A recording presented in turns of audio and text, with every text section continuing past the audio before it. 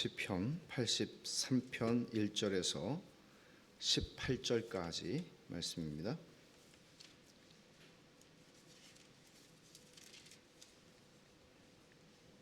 교독하겠습니다.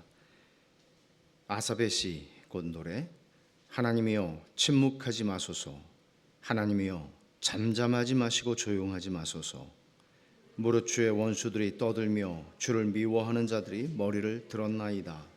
그들이 주의 백성을 치려하여 간계를 꾀하며 주께서 숨기신 자를 치려고 서로 의논하여 말하기를 가서 그들을 멸하여 다시 나라가 되지 못하게 하여 이스라엘의 이름으로 다시는 기억되지 못하게 하자 하나이다. 그들이 한 마음으로 의논하고 주를 대적하여 서로 동맹하니 곧 에돔의 장막과 이스마엘인과 모압과 하갈인이며 그발과 암몬과 아말렉이며 블레셋과 두로 사람이요 아수르도 그들과 연합하여 롯 자손의 도움이 되었나이다. 주는 미디안인에게 행하신 것 같이 기손 시내에서 시스라와 야빈에게 행하신 것 같이 그들에게도 행하소서. 그들은 엔돌에서 패망하여 땅의 거름이 되었나이다. 그들의 귀인들이 오렙과 스앱 같게 하시며 그들의 모든 고관들은 세바와 살문나와 같게 하소서. 그들이 말하기를 우리가 하나님의 목장을 우리의 소유로 취하자 하였나이다. 나의 하나님이여 그들이 굴러가는 건불 같게 하시며 바람에 날리는 지푸라기 같게 하소서. 삼림을 사르는 불과 산에 붙는 불길같이 주의 광풍으로 그들을 쫓으시며 주의 폭풍으로 그들을 두렵게 하소서. 여호와여 그들의 얼굴에 수치가 가득하게 하사 그들이 주의 이름을 찾게 하소서. 그들로 수치를 당하여 영원히 놀라게 하시며 낭패와 멸망을 당하게 하사 여호와라 이름하신 주만 온 세계의 지존자로 알게 하소서. 아멘. 이 83편은 시편의 아삽의 시라고 되어 있는 게 전부 12편인데요 50편 하나를 제외하면 11개가 전부 제3권에 배열되어 있습니다. 이 아삽의 시들은 대개 다 똑같진 않아요. 그렇지만 대개 이런 분위기가 있다는 거죠. 믿음이 흔들리는 것이 개인적인 것이든 또는 국가적인 공동체적인 것이든 믿음이 흔들리는 좌절의 상황에서 하나님이 간섭하심으로써 다시 하나님의 영광으로 옮겨가는 그런 경험들을 쓰고 있습니다. 그 대표적인 것이 시편 73편이죠. 그래서 아삽의 시가 가지고 있는 이런 아삽의 경험이죠. 또는 국가적인 이런 것들이 사실은 하나님의 말씀을 통해서 성도들이 또는 하나님의 교회가 경험해야 하는 것을 보여주고 있다. 그렇게 볼 수 있을 것입니다. 83편은 악이 승리하는 것 같은 참 절망적인 상황이죠. 악이 승승장구하고 승리하는 것 같은 그런 상황 속에서 쓰여진 국가적인 탄식의 시입니다. 나라가 온통 원수들에게 둘러싸여 있습니다.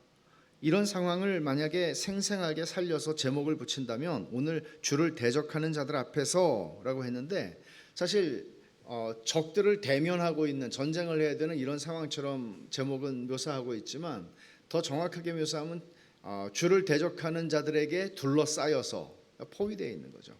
이게 더 정확할 거예요. 주변에 10개나 되는 나라들이 동맹 언약을 맺어서 이스라엘을 대적하는 상황입니다. 그들은 다 큰 소리로 자신들의 승리를 확신하고 기고만장해서 떠듭니다. 근데 이스라엘 역사를 보면 과연 10개나 되는 나라들이 여기에 명단이 쭉 있죠. 10개의 나라의 목록이 있는데 이런 나라들이 다 연합을 해가지고 이스라엘을 쳤던 적이 있나 이스라엘 역사에? 찾을 수는 없습니다. 그러나 가장 근접한 사건을 찾아본다면 역대하 20장인데 유다의 여호사밧 왕 때의 일입니다. 모압과 암몬 연합군이지만 마온 사람들이 거기 또 연합했다고 그러고 또 에돔 사람들이 연합했다고 그럽니다. 세일산 사람들이라고 나오는데 그러니까 이 연합한 나라들이 지금 여호사밧이 다스리는 유다를 쳐들어오는 거죠. 그때 역대하 20장을 보면 경건한 왕이었습니다. 여호사밧은 이런 큰 국난의 상황에서 정말 절체절명의 상황이라고 할 수 있을 텐데, 이런 상황에서 하나님의 얼굴을 구하며 기도하고 온 나라 온 백성들에게 금식을 선포합니다. 근데 참 놀라운 것은 백성들이 왕의 명령에 따라서, 물론 뭐 나라가 굉장히 큰 어려움, 정말 죽느냐 사느냐 하는, 나라의 존립이 지금 왔다 갔다 하는 그런 상황이기도 하지만 백성들이 왕의 명령에 따라 금식하며 함께 하나님의 도우심을 구하는데 이렇게 기도를 하죠. 그때 역대하 20장 12절 여러분 한번 찾아보십시오. 역대하 이 역대하 20장에 있는 이 사건은요, 사실 굉장히 유다 역사에서는 큰 위기의 순간이었고, 그래서 역사적으로도 교회 역사 속에서도 사실 이 본문을 가지고 참 많은 그 교회가 큰 어려움에 처했을 때 이 본문을 가지고 설교를 한 우리 믿음의 선배들이 참 많습니다. 역대하 20장 12절을 보시면 이렇게 기도를 하죠. 우리 하나님이여, 그들을 징벌하지 아니하시나이까. 우리를 치러 오는 이 큰 무리를 우리가 대적할 능력이 없고 어떻게 할 줄도 알지 못하옵고 오직 주만 바라보나이다. 이게 이 유다 백성들이 여호사밧 왕과 함께 하나님 앞에 기도했던 그 심정이에요. 도저히 계산을 해보면 계산이 나오질 않는 거죠. 이 연합군을 대적할 힘이 없습니다. 대적해봤자 이거는 하나만 합니다. 그래서 자기들은 대적할 능력이 없다는 걸 인정하고 어떻게 해야 될지를 모르겠다고 얘기합니다. 그래서 주님만 바라봅니다. 지금 이렇게 얘기를 하는 거죠. 이때 모인 사람들이 유다의 그 집의 가장들이나 뭐 부모들이나 어른들만 모인 게 아니었습니다. 아내와 자녀와 어린이와 더불어 여호와 앞에 나와 그들이 애들까지도 다 데리고 나와서 하나님 앞에 엎드린 거예요. 이때 레위 사람 야하시엘이라고 하는 인물이 갑자기 툭 튀어나와요. 하나님이 이 사람에게 하나님의 영을 충만하게 하셔서 이 사람을 통해서 무엇인가를 말씀을 하시기 시작하는데, 이 사람이 하는 말이 15절과 17절을 우리가 보면 15절입니다. 야하시엘이 이르되 온 유다와 예루살렘 주민과 여호사밧 왕이여 들을지어다. 여호와께서 이같이 너희에게 말씀하시기를 너희는 이 큰 무리로 말미암아 두려워하거나 놀라지 말라. 이 전쟁은 너희에게 속한 것이 아니요 하나님께 속한 것이니라. 17절 이 전쟁에는 너희가 싸울 것이 없나니 대열을 이루고 서서 너희와 함께한 여호와가 구원하시는 것을 보라. 유다와 예루살렘아 너희는 두려워하지 말며 놀라지 말고 내일 그들을 맞서 나가라. 여호와가 너희와 함께하리라 하셨느니라. 이렇게 말을 합니다. 결국은 하나님께서 유다를 치러 온 자들이 서로 싸우게 하심으로써 그들이 서로 싸우고 서로 죽여서 이 전쟁은 싸우지도 않고 사실은 끝나게 됩니다. 그들 안에서 뭔가 동맹이 깨진 거죠. 그리고는 그들은 그렇게 물러가 버렸습니다. 어떤 학자는 아마 이 상황이 시편 83편의 배경이 될 수 있는 구약 성경에 나와 있는 가장 근접한 사건이기에 이 야하시엘, 레위 사람 야하시엘이 바로 아삽의 자손일 수 있다, 그렇게까지 추측을 합니다. 그건 정확하지는 않죠. 알 수가 없죠. 우리가 인생을 사는 동안에도 별별 일을 다 만납니다. 정말 인생에서 이거 내가 이 시간을 지나고 살아남을 수 있겠나, 살아있을 수 있겠나 하는 일들을 만날 때가 있습니다. 악이 승리하는 것처럼 보이고 나는 너무나 무력하다고 그 앞에서 느낍니다. 비단 그리스도인 개인의 삶에서만 이런 일들이 일어나는 것이 아니라 교회 역사를 보면 교회가 공동체적으로 그런 위기의 순간을 가졌던 때들이 있습니다. 저는 우리 한국 오늘 21세기 초반의 한국 사회, 2021년 한국 사회에서 교회가 지금 서 있는 이 위치도 사실 그렇게 좋은 상황이라고 볼 수는 없을 것 같습니다. 어찌 보면 포위된 것 같고, 어찌 보면 교회가 너무나 무력하다고 느껴질 만큼 그런 상황들입니다. 물론 교회 역사 속에서 특별히 교회가 정말 압살당할 것 같은 위협을 느꼈던 때들과 비교해 본다면 그것과는 좀 다르겠지만 말이죠. 그래서 우리가 이 83편을 읽을 때 이게 국가적인 탄식시라고 그랬잖아요. 그러니까 우리가 물론 모든 말씀들은 개인적으로 다 적용할 수 있습니다. 신자들은. 그러나 이 말씀은 특별히 우리가 공동체라고 하는 관점에서 생각해 볼 수 있는 말씀이라는 것을 한 번 더 언급을 하고 싶습니다. 그래서 역대하 20장의 상황이 정확하게 이 시편이 쓰여진 상황이라고 단정적으로 말할 수는 없지만, 이런 배경들을 여러분들이 이해하고 이 시편을 읽으신다면, 이 시편을 상고하시면 유익할 것이라고 봅니다. 이 시편은 두 부분으로 크게 나뉘는데 1절부터 8절이 첫 번째고 9절부터 18절이 두 번째입니다. 1절부터 8절은 탄식입니다. 탄식. 큰일 났다는 거죠. 그리고 이 원수들, 하나님을 대적하는 원수들을 하나님 앞에 고발합니다. 근데 이제 이어지는 9절부터 18절에서는 기도를 하죠. 하나님 앞에 도움을 청하는 것입니다. 그래서 하나님이 과거에 우리 이 나라에게 주신 승리가 있지 않습니까? 기적 같은 승리들을 주셨던 때가 있는데, 그때를 하나님 생각해 보시, 그때와 같은 승리를 지금 우리에게 허락해 주십시오. 그리고 하나님의 이름이 높아지기를 원합니다 하는 기도를 하는 것이 9절 이하 18절까지의 말씀이에요. 그래서 먼저 1절을 보면 하나님의 침묵으로 시작을 하는 것을 볼 수 있습니다. 하나님이여 침묵하지 마소서, 하나님이여 잠잠하지 마시고 조용하지 마소서. 이 엔도 슈사쿠가 쓴 침묵이라는 책도 있지만, 사실은 이 하나님의 침묵이라고 하는 것은 그리스도인들에게는 정말 어려운 상황인 것은 분명합니다. 나는 너무나 큰 위기 가운데 있는데, 그리고 하나님께 부르짖고 또 부르짖는데 하나님이 내 기도를 들으신다는 확신이 없고, 또 내 기도를 들으시지 않으니 이 기도에 대해서 가타부터 하나님이 당신의 어떤 응답을 주실 것 같지도 않은, 그러니까 확신이 없으니까 우리 마음이 얼마나 흔들리겠습니까? 기도밖에 할 수 없으니까 기도하는 것이죠. 근데 이게 이런 상황이란 말이에요. 그러니까 하나님이여 침묵하지 마소서. 근데 하나님이 이제 한 가지를 이 시인이 구하는데 3중으로 기도를 하는 거예요. 보세요. 1절에 침묵하지 마소서, 잠잠하지 마소서, 조용하지 마소서. 다 같은 말이잖아요. 하나님은 아무 말씀도 안 하시고 또 어떤 행위도 하지 않는다고 느끼는 것이죠. 하지만 사실 생각해 보세요. 우리가 아무리 믿음이 떨어져서 정말 어떤 상황 가운데에서 주님을 부르짖을 때, 주님께 나아갈 때 내 믿음이 흔들리고 있는 것 인정하지만, 그러나 여러분, 믿음이 있으니까 하나님께 나가는 거잖아요. 그렇잖아요? 믿음이 있으니까 나가잖아요. 마찬가지예요. 우리의 믿음이 언제나 흔들리지 않고 요동하지 않고 두려워하거나 놀라지 않고 담대하고 그럴 수 있으면 참 좋은데, 그렇지 않을 때가 많아요. 근데 그렇지 않을 때에도 우리가 하나님께 나간다는 것은 참 귀한 일이에요. 지금 시인은 그런 믿음을 가지고 나아가는 거예요. 그래서 하나님이 한 번 잠잠하지 않고 한 번만 말씀을 바라시면 이 원수들은 한순간에 다 물러갈 것이라는 확신이 있는 거죠. 하나님이 한 번만 그냥 후 불면 다 날아갈 거라는 확신이 있는 거죠.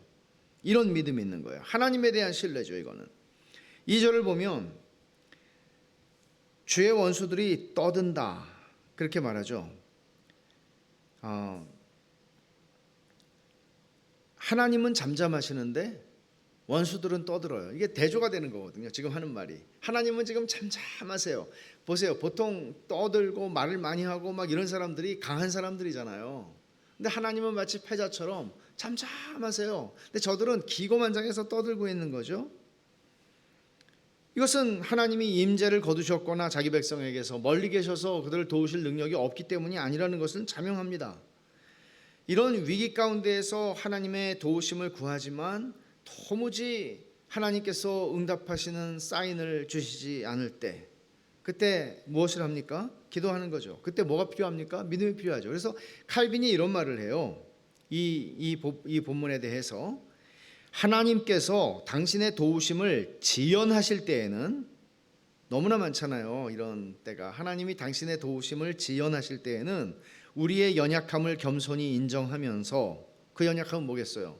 우리의 믿음 없음을 인정하면서 하나님께서 속히 행하실 것을 간구하도록 허락하시는데, 이때 인내함으로 기다려라 하는 것이, 기다리는 것은 의심할 바 없는 우리의 의무다. 포기하지 말라는 것이고 인내로 하나님께 계속 나아가라는 것이죠. 요만한 믿음이 있어도 그 믿음으로 포기하지 말고 하나님 앞에 나아가는 것입니다. 이것이 그리스도인들이 할 수 있는 일입니다. 이제 2절부터 8절에 있는 말씀은 사실 2절에서 우리말 개역개정 성경에서는 빠져 있는데 그 번역이 보소서 이렇게 시작해요. 히브리 말은 보소서. 그러니까 왜 이런 말이 생략이 되나 하면요, 이게 신약 성경에서도 헬라어로 보라 하는 말이 생략되는 경우가 있어요. 이게 하나의 약간 감탄사, 약간 그 어떤 전환하는 그런 역할을 하기 때문인데, 사실 보소서라고 하는 거 되게 의미가 있어요. 왜냐하면 2절부터 8절에서 지금 시인은 하나님, 지금 우리 상황을 하나님이 직접 보셔야 됩니다. 저 원수들이 어떻게 하는지 하나님 보셔야 됩니다. 지금 그렇게 얘기하는 거거든요. 하나님 보소서, 그렇게 얘기를 해요. 그리고 이제 처한 상황, 자기들이 처한 상황과 원수들의 거만함과 원수들의 음모를 하나님께 고발합니다. 근데 여기서 중요한 것은 원수들을 언급하는, 그리고 자기 자신, 자기 나라죠, 자기 민족이죠, 자기들을 언급하는 이 방식이 하나님의 관점이라는 것을 주목할 필요가 있어요. 2절을 보시면 누구를 지금 얘기를 합니까? 원수들을 얘기하는데 그들을 주의 원수들, 또 주를 미워하는 자들이라고 말합니다. 보통 이렇게 말하기는 쉽지 않죠. 우리를 지금 나를 지금 치러 온 사람들 아니에요, 우리 민족, 우리 나라를. 그러면 주님, 우리 원수들을, 우리가 지금 저 원수들 앞에서 이렇게 표현할 수 있는데, 주의 원수들, 우리를 미워하는 게 아니고 주를 미워하는 자들이라고 표현하죠. 그 다음에 3절에서는 자신들을 가리켜서 뭐라고 얘기합니까? 3절을 보시면 그들이 주의 백성을 치려하여, 그냥 우리라고 말하지 않아요. 주의 백성을 치려하여. 또 그 다음에 뭐라고 그러죠? 주께서 숨기신 자를 치려고. 이 주께서 숨기신 자라고 하는 표현은 주님이 아주 보배로워서 숨겨놓으시고 보배로운 자들, 그런 표현이에요. 주님의 보배로운 자들, 자기들을 가리켜서 지금 그렇게 얘기하는 거죠. 주님이 사랑하시는 자들, 주님이 보호하시는 자들을 치려고, 자기들을 가리켜서 지금 주님과 연결시켜서 얘기하고 있다는 것이죠. 그리고 4절도 보면은 그들을 멸하여 다시 나라가 되지 못하게 하여 이스라엘의 이름으로 다시는 기억되지 못하게 하자 하나이다. 5절을 보세요. 또 주를 대적하여 서로 동맹하니, 그렇게 얘기를 해요. 그러니까 이 사람들을 지금 얘기하는 방식이 뭔가 하면, 원수들도 그렇고 자기들도 그렇고 전부 다 우리는 주의 백성이고 주님이 사랑하는 사람들이고 주님의 것이에요. 그리고 원수들은 지금 주님의 것을 침범하고 주님의 것을 치려고 하기 때문에 주의 원수들이에요. 지금 그렇게 이런 관점으로 보고 있는 거죠. 여러분, 이런 말씀들을 사실 이거는 굉장히 중요한 이 시인으로 하여금 기도하게 만드는 확신 아니겠어요? 베드로전서를 한번 찾아보십시다. 베드로전서 2장인데 20절을 보시면, 죄가 있어 매를 맞고 참으면 무슨 칭찬이 있으리요. 그러나 선을 행함으로 고난을 받고 참으면 이는 하나님 앞에 아름다우니라. 그렇게 말씀을 합니다. 우리는 그리스도인이긴 하지만 우리가 이 세상에서 어떤 잘못을 하고 어떤 일들을 해서 그 일들에 대해서 어떤 대가를 지불할 때가 있습니다. 그러나 여기서 지금 20절에서 굳이 구별해서 사도 베드로가 말씀하고 있는 것은 뭔가 하면, 선을 행함으로 고난을 받고 참는 것, 선을 행함으로 너희가 비난을 받고 이 세상에서 너희가 손해를 입고 이 세상에서 어려움을 겪는 것, 하나님의 말씀대로 살려고, 하나님의 백성답게 살려고, 하나님의 하나님의 이름의 존영을 위하여 내가 살려고 손해를 입고 억울한 일을 당하고, 이 모든 것들은 하나님 앞에서 얼마나 아름다운가라고 말씀하는 거예요. 이럴 때는 우리가 하나님 앞에 나아가기가 쉽습니까? 이런 확신이 이 시인에게는 지금 있는 거죠. 2절부터 한번 좀 더 보죠. 주의 원수들이 떠든다, 그렇게 얘기하는데 이게 어떤 식의 그림을 보여주는 표현인가 하면요, 마치 바다가 거품을 계속 뿜어내는 것처럼 적대감을 표출한다, 그런 그림 같은 언어들이에요. 그리고 주를 미워하는 자들이 머리를 들었나이다. 이 머리를 든다는 건 뭐예요? 우리가 그런 말 하잖아요. 네가 뭐를 잘했다고 고개를 빳빳이 드는가? 이 고개를 드는 거예요. 난 아무 잘못이 없을 뿐만 아니라 이거는 지금 우리는 승리할 것이고, 마치 랍사게가 와서 이 예루살렘 성 밖에서 하나님을 모독하고 하나님의 백성을 모독하는 것 같은 그런 모습들을 지금 보여주고 있는 것입니다. 승리를 자신하면서 적의와 확신을 표현하는 것이죠. 그래서 사사기에 보면은 이런 표현이 있어요. 사사기 제가 읽어드릴게요. 그냥 사사기 8장 28절인데 미디안이 이스라엘 자손 앞에 복종하여, 이게 이제 기드온 때문에 이제 복종하게 된 것이죠. 다시는 그 머리를 들지 못하였으므로 기드온이 사는 40년 동안 그 땅이 평온하였더라. 그러니까 머리를 들지 못하는 거예요. 그냥 죽었다 그러고 있는 거죠. 근데 이거는 지금 반대의 상황을 지금 얘기한다는 것입니다. 3절과 4절은 대적들의 음모와 괴계를 고발하는 내용인데 보면 그들이 주의 백성을 치려하여 간계를 꾀하며 주께서 숨기신 자를 치려고 서로 의논하여 말하기를 가서 그들을 멸하여 다시 나라가 되지 못하게 하여 이스라엘의 이름으로 다시는 기억되지 못하게 하자 하나이다. 이들이 치려는 대상은 주의 백성 주께서 숨기신 자입니다. 원수들의 목표는 너무나 분명합니다. 하나님께서는 내 백성을 눈동자같이 보호하시겠다 그랬어요. 여러분, 이 표현이 얼마나 기가 막힌 표현입니까? 눈동자같이, 누가 눈동자를 상하는 것을 눈뜨고 가만히 당하겠습니까? 눈동자같이 내 백성을 보호하겠다 하셨는데 원수들은 지금 그 하나님의 눈동자를 건드리고 있는 것이죠.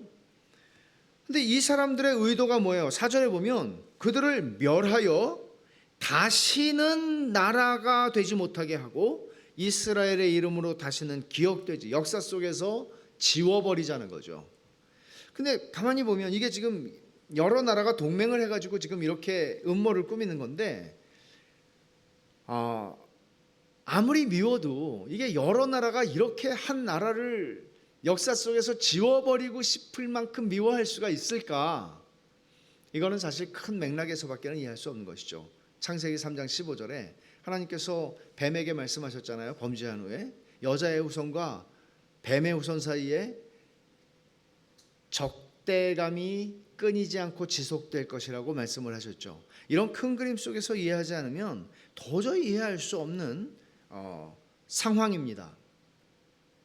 그러니까 이런 맥락에서 보면은 반드시 이게 어떤 특정 상황 속에서만 일어나는 문제가 아니라 교회 역사 2000년을 보세요. 교회 역사 2000년은 사실은 창세기 3장 15절의 말씀을 증명하는 말씀입니다. 끊임없이 교회를 용이 여자가 낳는 아이를 삼키려고 기다리고 있고 먹으려고 하고 실패하자 또 땅으로 내려와서 그 일들을 하는 겁니다. 경건한 자손들을, 남은 자손들을 향해서 공격을 하는 겁니다. 일관된 성경의 메시지죠. 이런 큰 맥락 속에서 우리는 우리가 이 세상 속에서 어떻게 존재하는가를 이해하는 것은 굉장히 중요합니다. 우리나라와 같이 자유민주주의 체제 속에서 우리가 존재하고 또 살아가는 교회가 세상이 우리에게 때때로 아주 좋은 태도를 가진다고 해서 세상이 변했구나, 그렇지 않다는 거예요. 그렇지 않다는 거예요. 여러분, 지난 한 30년 동안 보세요. 소위 과거의 기독교 국가들이었던 그 유럽과 미국들, 기독교 국가였지는 않죠, 미국은. 그러나 기독교의 영향력 아래에 있었던 그 나라들 속에서 지금 뭐라고 그런 나라들을 얘기합니까? 기독교 후기 사회라고 얘기하잖아요. 그러니까 기독교가 지나가 버린, 기독교가 과거의 유물이 되어버린 그런 사회들 속에서 그 교회가 경험하고 있는 것들은 놀라울 정도로 적대적인, 제도적으로 교회를 말살하지는 않지만, 로마 제국에서 교회를 탄압했던 것과 같이 행하지는 않지만, 이런 것들을 우리는 보고 있는 것입니다. 뿐만 아니라 우리나라에서도 지금 교회가 많은 뜨거운 이슈들의 중심에 있고 또 비난의 화살을 받는 것 무시할 수 없습니다. 편향된 언론과 비뚤어진 정치인들을 통해서 그런 일들은 많이 일어납니다. 여러분, 로마 제국에서 콘스탄틴 황제가 기독교를 공인한 게 313년입니다. 그런데 사실은 313년 이전, 바로 10년 전에 300년 동안의 이 교회를 향한 핍박이 있었잖아요. 근데 최고의 핍박이 일어납니다. 기독교가 공인되기 10년 전 303년 2월 23일 로마 황제 디오클레시안이 로마 제국에서 기독교를 제거하려는 명령을 내립니다. 수많은 교회가 불타고 성경과 기독교 문서들이 제거되었고 로마 제국 전역에서 수많은 그리스도인들이 고문을 당하고 죽어갔습니다. 디오클레시안 황제가 하려고 했던 것은 기독교의 흔적을 제국의 역사에서 없애버리는 것이었습니다. 이게 4절에서 이 동맹들이 이스라엘을 적대하는 이 동맹들이 하고 있는, 그들이 꿈꾸던 바로 똑같은 일이에요. 성경을 그들이 읽은 것은 아니었을 텐데 그들은 그렇게 하고 있는 겁니다. 사실 5절에 보면 그들이 한 마음으로 의논하고 주를 대적하여 서로 동맹하니, 그리고 그들이 누군지를 6절, 7절, 8절에서 10개의 나라를 목록을 제시합니다. 근데 여러분, 역사 속에서 이런 동맹들이 한둘이 아니었죠. 그러나 동맹이라고 하는 것이 다 자기의 실리를 위해서 동맹을 맺는 것이잖아요. 근데 여기 보면은 한 마음으로 의논하고 주를 대적하여 서로 동맹했다, 그렇게 얘기를 해요. 왜 이렇게 한 마음이 될 수 있을까요? 주를 대적하는 것 때문이죠. 우리가 유다의 제사장들과 로마 총독 빌라도가 손을 잡는 기이한 일을 본 게 언제입니까? 예수님 죽이려고. 헤롯과 빌라도가 원수였었는데 그날 친구가 된 것은 웬일입니까? 예수님 죽이려고. 그래서 시편에서 이렇게 말씀을 했잖아요. 시편 2편에서 세상의 군왕들이 나서며 관원들이 서로 꾀하여 여호와와 그의 기름 부음 받은 자를 대적하며 우리가 그들의 맨 것을 끊고 그의 결박을 벗어버리자 하는도다. 여기에 동맹 맺은 나라들이 6절부터 8절에 10나라가 나오는데, 자, 하나하나 한번 보죠. 에돔과 이스마엘이 나옵니다. 에돔의 장막과 이스마엘인과, 에돔과 이스마엘의 공통점은 선택받지 못한 형제들의 후예들이라는 것입니다. 에돔은 에서의 후예죠. 에돔은 늘 이스라엘의 원수였습니다. 이스마엘도 이스라엘을 향해서 지속적으로 반감을 가진 존재들로 성경에는 나옵니다. 그 다음에 우리가 보는 모압과 하갈이니며, 그렇게 얘기하는데 하갈은 이스마엘의 어머니 이름이죠. 그래서 성경에서는 길르앗 동쪽에 살던 유목민들인데 이 하갈인과 이스마엘이 어떻게 구분이 되는지는 정확히 설명할 수가 없습니다. 그리고는 이 6절에 모압이 나왔고 7절에 보면 그발과 암몬과 아말렉, 블레셋, 두롯 사람이 나오는데, 암몬을 한번 보십시다. 모압이 6절에 나왔고 암몬이 7절에 나오는데, 모압과 암몬은 아브라함의 조카 롯의 딸들이 아버지와의 관계에서 낳은 자들의 후손입니다. 이들도 이스라엘에게 지속적인 위협이 되었던 존재들입니다. 그런데 아까 제가 역대하 20장하고 이 말씀이 관계가 있을 수 있다 그랬는데, 모압과 암몬 연합군이 공격을 한 겁니다. 그때 모압과 암몬 연합군이 공격을 했는데, 만약에 모압과 암몬이 이 10나라에서 주도적인 세력들이었다면, 그렇다면 더더욱 이것은 가능한 역대하 20장과 연결이 될 수 있는 그런 단서라고 할 수 있을 것입니다. 조금 있다가 그런 단서가 하나가 더 나옵니다마는, 그 다음에 그발이 나오고 아말렉, 블레셋, 두로, 특히 아말렉과 블레셋은 얼마나 이스라엘 역사에서 원수들이었습니까? 그리고 두로는 특별히 아합의 부인이었던 이세벨, 북왕국뿐 아니죠. 사실은 동맹을 맺은 유다에게 자기의 딸들을 보냄으로써 남왕국과 북왕국 전체를 우상 숭배의 본거지로 만드는데 큰 역할을 했던 이세벨의 고향입니다. 그리고 아수르가 마지막으로 나오는데, 여기 아수르가 나오는 것은 아마도 아수르를 이렇게 표현하죠. 아수르도 그들과 연합하여 롯 자손의 도움이 되었다. 롯 자손을 도와줬다. 롯 자손이 누구예요? 모압과 암몬이죠. 그러면 이 사람들이, 아수르가 주전 8세기쯤에 이제 대제국을 형성하게 되는데, 대제국이 형성되기 전의 이야기일 가능성이 크다는 것입니다. 그러면 이 아수르 사람들이 모압과 암몬이 일으키는 동맹, 주도적인 동맹 속에 용병으로 참여를 했다는 의미일 수도 있겠습니다. 롯 자손을 도왔다 하는 이야기죠. 그래서 지금 시인은 이런 상황들을 하나님 보세요 라고 2절에서 이야기를 한 겁니다. 그리고 이제 9절부터는 하나님께 도움을 구하는데, 특별히 9절에서 12절 말씀은 과거 역사 속에서 하나님이 기적적인 승리를 주셨던 사건들을 회상하는 것입니다. 두 가지 사건입니다.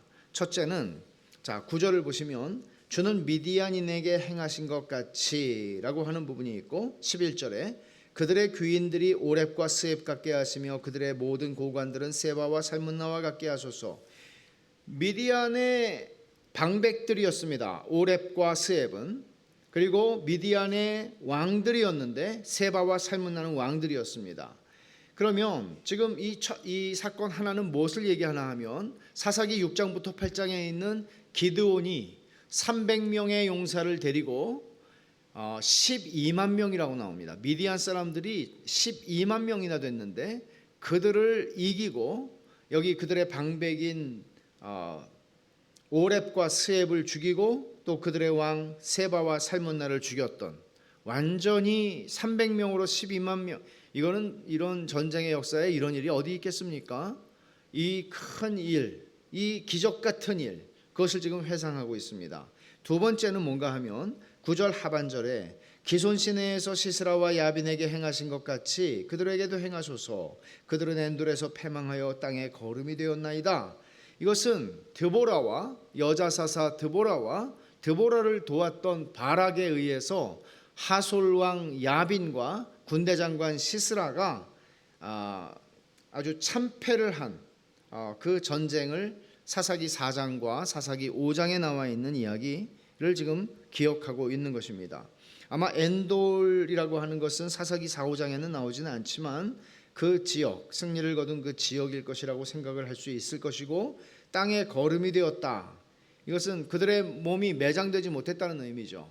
그러니까 이제 고대 세계에서 매장되지 못한다는 것은 패망보다도 더 수치스러운 일이었는데 하나님께서 그렇게 행하셨다. 이게 무슨 얘기예요? 이제 그때 갖게 하소서라고 기도를 하죠. 11절 하반절에 세바와 살문나와 같게 하소서.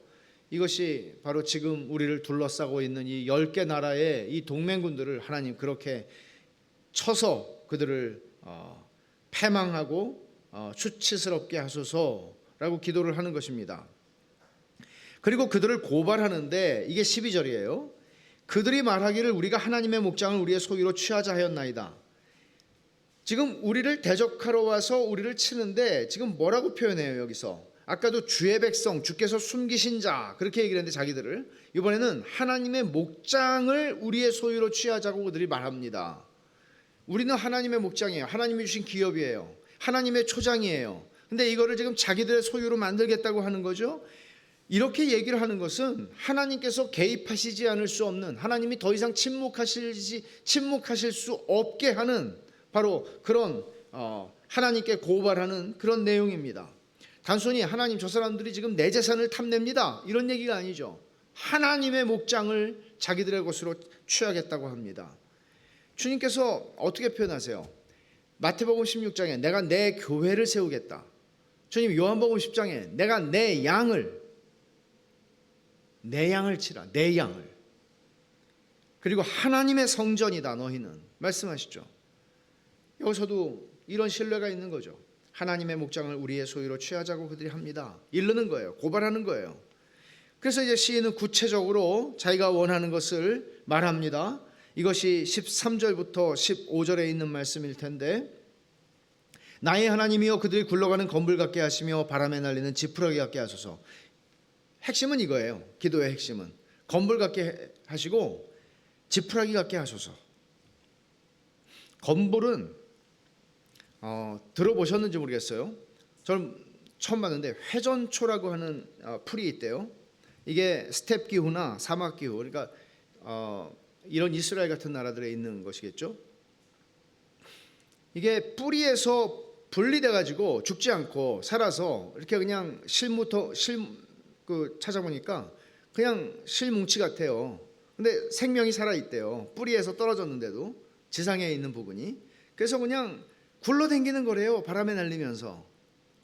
이제 그러다가 죽겠죠.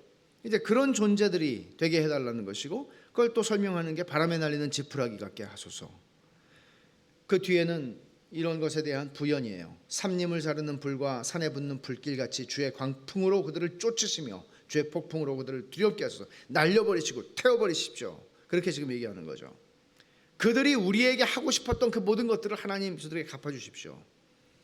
마지막 소망입니다. 마지막 소망을 이렇게 피력하는데 16절부터 18절에 16절에 있는 얘기를 17절과 18절에서 확대해서 이야기를 해요. 보세요.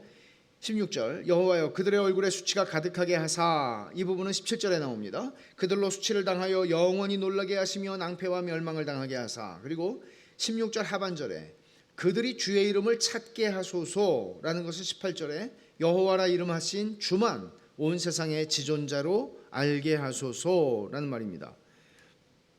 첫 번째, 그들이 수치를 당하고 패망하게 해주십시오 하는 거.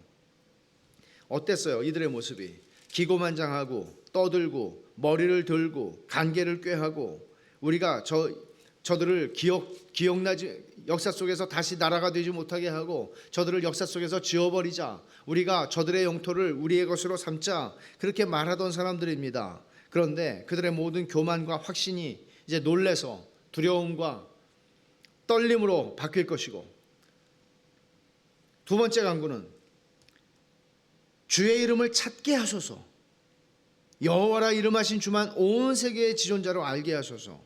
두 가지 의미가 있을 거예요. 하나는 그들의 회심을 위해서 기도하는 것일 수도 있습니다. 그들이 정말 주님을 알게 해 주십시오. 지금 몰라서 저렇게 알고 있는데 알게 해 주십시오. 또 하나는 뭔가 하면 회개하지 않을 때에는 그들은 주님의 철막대기로 다스리는 것에 의해서 그들은 무릎을 꿇게 될 것입니다. 중요한 것은 뭔가 하면 시인이 궁극적으로 바라는 것은 자기의 상황에 대한 이야기에 함몰되어서, 자기 상황에 함몰되어서 하나님 나 지금 죽게 생겼습니다, 나 큰일 났습니다, 지금 이거 자기 상황에서 벗어나지를 못하는 게 아니죠. 지금 궁극적으로 이 시인이 원하는 것은 뭔가 하면 마지막에 여호와라 이름하신 주님만이, 주의 이름만이 온 세계의 지존자로 알려지기를 원합니다 하는 것입니다. 주님이 가르쳐 주신 기도의 첫 번째, 아버지의 이름이 거룩히 여김을 받으시오며, 언제나 하나님의 사람은 모든 순간에 자기의 자존심과 명예와 손해와 이익의 문제를 떠나서 하나님의 이름을 생각하는 사람입니다. 이게 하나님의 사람입니다. 그리스도의 제자들의 특징입니다. 시인의 궁극적인 소원은 악인들의 멸망이 아니라, 악인들 중에서는 회개하고 죽게 돌아오는 사람도 있을 수 있고 결국에는 회개하지 않으면 하나님의 심판을 받게 되겠죠. 그러나 이 시인의 궁극적인 소망은 주님의 이름만이 높아지기를 원합니다. 온 세계 위에. 이거예요. 우리가 이 시편에서 몇 가지 중요한 교훈을 얻습니다. 첫째는 시대가 바뀌어도 상황은 동일하다 하는 것입니다. 이 시편의 상황이 아주 굉장히 절체절명의 순간인 건 분명해요. 열 나라가 지금 달려들고 있으니까요. 이 시편의 이 상황이 시적인 묘사가 아니라면, 사실이었다면 이건 굉장한 상황이죠. 근데 역사 속에서 언제나 원수들은 교회를 무너뜨리고 교회를 기억 속에서 지워버리려고 했다는 사실이죠. 조지 혼이라고 하는 사람이 이런 말을 했습니다. 이 말이 되게 멋있어요. 사실은 연극에 비유해서 지금 표현한 건데, 막과 장은 바뀌어도 무대와 드라마는 동일한 것을 연출하고 있다. 1막, 1장, 2장, 3장, 2막, 1장, 2장, 3장 바뀌는데 무대와 드라마는 동일한 것을 연출하고 있다는 것이죠. 세상은 교회를 없애려고 하는 것이죠. 세상이 교회에게 아주 나이스한 태도를 보인다고 해서 세상이 바뀌었다고 착각하지 말라는 것입니다. 동시에 알아야 되는 것은 원수들이 공격하는 게 우리 자신에 대한 것이라고 생각해서만도 안 됩니다. 하나님을 공격하는 거란 말이죠. 그래서 스가랴 2장 8절에 있는 말씀, 너희를 범하는 자는 그의 눈동자를 범하는 것이다. 이거는 하나님께서 이런 역사의 위기의 순간에 우리가 바들바들 떨고 있을 때 하나님께서 너희를 범하는 것은, 너희를 범하는 자는 그의 눈동자를 범하는 거야, 이런 말씀을 하나님이 자기 자녀들에게 하신다는 것은 얼마나 힘이 되는 말씀입니까? 또 아브라함도 갈 바를 알지 못하고 떠날 때 하나님이 주신 약속 가운데는 이런 말씀이 있잖아요. 창세기 12장 1절부터 3절에 보면 너를 축복하는 자를 내가 축복하고 너를 저주하는 자를 내가 저주할 것이다. 하나님께서 내가 내 편으로 너와 함께 할 거야, 그런 말씀을 하시는 것 아닙니까? 그러니까 이런 결국은 우리가 개인적으로나 또는 공동체로나 이 세상 속에서 우리는 어떤 마귀의 공격을 받고 물론 이것은 우리가 잘못해서 받는 비난과 공격들과 구별해야 되는 문제입니다. 그러나 이런 상황 속에 있을 때 우리는 하나님께 나아갈 수 있다는 거죠. 그러나 여러분, 우리가 잘못해서 고난을 받을 때에 우리는 하나님께 나아갈 수 없다는 말을 하는 것 절대 아닙니다. 어떤 상황에서도 주의 자녀들은 하나님께 나아갈 수 있고 하나님께서는 당신의 자녀들을 버리시거나 외면하지 않으십니다. 하지만 우리가 주님의 말씀 앞에 순종하는 것 때문에, 우리가 주님의 자녀이고 주님의 이름이 나에게 걸려있는 걸 내가 알기 때문에 우리가 무시당할 줄 알면서도 심령이 가난한 자로 이 땅을 살아가기를 원할 때, 그때 우리는 다윗처럼 말할 수 있을 것입니다. 시편 3편 6절에 천만인이 나를 애워싸 진친다 하여도 나는 두려워하지 아니하리이다. 이 말이 되는 말입니까? 천만인이 나를 둘러 진친다 하여도 나는 두렵지 않습니다. 이런 담대함이 어떻게 가능한 것입니까? 바울도 이렇게 말하죠. 로마서 8장 31절에 그런즉 이 일에 대하여 우리가 무슨 말하리요? 만일 하나님이 우리를 위하시면 누가 우리를 대적하리요? 저는 세상에서 제일 강할 수 있는 사람은 그리스도인이라고 생각을 합니다. 어떻게 이보다 더 강할 수 있습니까? 여러분, 이거보다 강한 센 말을 우리가 어디서 들을 수 있습니까?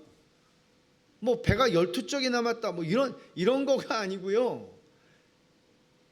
그리스도인을 감당할 수 없는 겁니다. 이런 하나님을 향한 이런 신뢰를 가지고 이 땅을 살아가며 짓밟혀도, 우리가 어떤 일을 당해도, 어떤 위기의 순간을 살아간다고 해도 그리스도인을 세상은 감당 못합니다.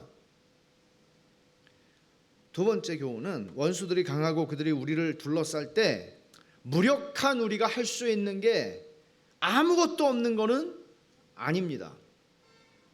시인이 하는 것처럼 전능하신 하나님께 우리도 기도할 수 있습니다. 이 절체절명의 위기의 순간에, 역사의 한순간에 여호사밧이 유다 백성들과 함께 했던 것처럼 하나님 앞에 나아가 도우심을 구할 수 있습니다.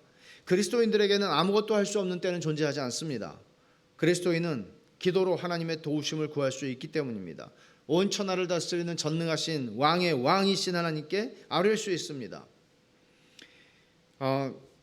19세기의 영국의 정치인이었던, 그리고 작가이기도 했던 에드먼드 벌크라고 하는 분이 한 유명한 말입니다.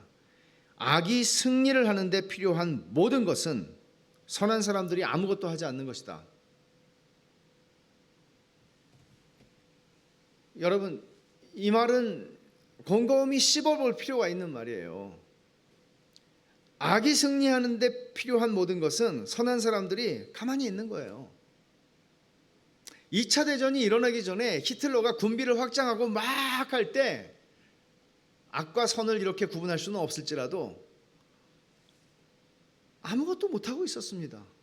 순진하게. 어마어마한 악이 지금 일어나고 있는데 말이죠. 하나님의 사람들이 할 수 있는 것은 최선은 기도입니다. 악한 자를 대적하고 서기 위함이라 에베소서 6장에서 그렇게 말하잖아요. 분명히 우리는 전쟁 가운데 있다고 성경은 얘기하잖아요. 이것은 여러모로 곱씹어 볼 수 있는 말입니다. 여러분, 악은 용감합니다. 예를 들어서 불평과 불만과 비난과 조롱과 이 세상에서도요, 이런 거 하는 사람들은 정말 뭐 악성 댓글을 쓰는, 야, 저렇게 용감할 수 있을까? 어떻게 저렇게 용감하고 저렇게 악할 수가 있을까? 그러나 선한 사람들은 선과 악을 이렇게 무자르듯이 딱 자를 수 있는 건 절대 아니지만 선한 영향력을 곰곰이 생각해 볼 필요가 있을 것입니다. 세상은 전부 다 댓글 달리는 것이나 막말을 하는 사람들이나 이런 사람들 보면 세상은 저런 사람들 투성이구나 이렇게 생각하게 하는 거죠. 그리스도인들이 어떻게 이 세상 속에서 선한 말을 하고 그리스도인들이 어떻게 이 세상 속에서 선한 존재로 선한 영향력을 미치면서 살 수 있는가 고민해야 할 문제입니다. 그러나 여기서 이 본문에서는 저는 기도하는 것을 먼저 해야만 한다는 것을 말하고 싶은 것이죠. 우리가 기도할 때 해야 할 것 또 하나는 과거의 은혜를 기억하고 소환하는 것입니다. 언제나 제가 수도 없이 많이 강조하는 것이죠. 성경에서 성경의 하나님의 사람들이 하는 것은 언제나 자기의 위기의 순간에 과거의 은혜를 기억하고 장래의 은혜를 기억하는 일이었습니다. 장래의 은혜를 기대하는 일이었습니다. 과거의 은혜를 소원하는 것입니다. 그걸 하고 있는 것이죠. 마지막으로 제임스 보이스가 제가 정말 좋아하는 돌아가신 목사님이지만 미국의 제10 필라델피아 제10 장로교회를 목회를 하셨던 분이신데 제임스 보이스가 시편 83편 설교를 이렇게 마쳤어요. 저도 그렇게 이제 이 설교를 마쳐야 되겠다 싶은데 제임스 보이스가 이렇게 말해요. 기도에 대한 하나님의 침묵들이 많이 있는데 역사에 사상 최고의 하나님의 침묵을 상기함으로써 이 설교를 저는 마치고 싶습니다. 그렇게 얘기를 했어요. 아삽 혹은 아삽의 자손에 의해서 이 1절의 기도가 드려진 후 수세기가 흘러서 하나님이여 침묵하지 마소서 이 기도를 드린 후에 수세기가 흘러서 예루살렘 영문 밖에서 하나님의 아들이 십자가에 달리셨고 그를 비난하고 조롱하고 들깨처럼 그를 먹으려고 하는 그 원수들이 예수님을 둘러싸고 있었습니다. 원수들에게 둘러싸여 있는 자리에서 십자가에 달리신 주님은 바로 이 1절의 기도를 드리셨습니다. 엘리 엘리 라마 사박다니 나의 하나님 어찌하여 나를 버리셨나이까. 1절의 기도와 같은 기도라고 제임스 보이스는 얘기를 해요. 하나님은 침묵하셨거든요. 어떤 대답도 주시지 않았습니다. 하나님께서는 대적들로부터 예수님을 구하시기 위해서 또는 십자가에서 예수님을 건져주시기 위해서 개입하지 않으셨습니다. 그리스도의 그 처절한 절규에 대한 하나님의 침묵 덕분에 우리는 하나님 아버지의 진노로부터 구원을 얻었고 그 침묵 덕분에 우리는 심판만이 아니라 복음의 메시지를 알게 된 겁니다. 그러니 때로는 하나님의 침묵이 선한 일이 되는 것입니다. 어쩌면 우리의 인생 속에서도 하나님의 침묵을 경험할 때가 있지만 우리는 예수님의 절규에 대해서 침묵하신 하나님을 생각할 때 때로는 하나님의 침묵이 유익할 수 있다 하는 생각을 가지고 칼빈이 얘기한 것처럼 그때에도 우리는 인내함으로 믿음으로 하나님께 나아가야 하고 그것이 신자의 의무다 하는 말씀을 기억해야 합니다. 기도하십시다.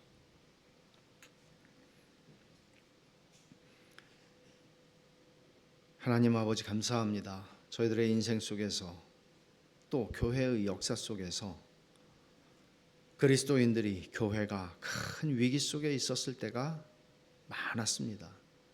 또 저희들의 삶에서도 있습니다.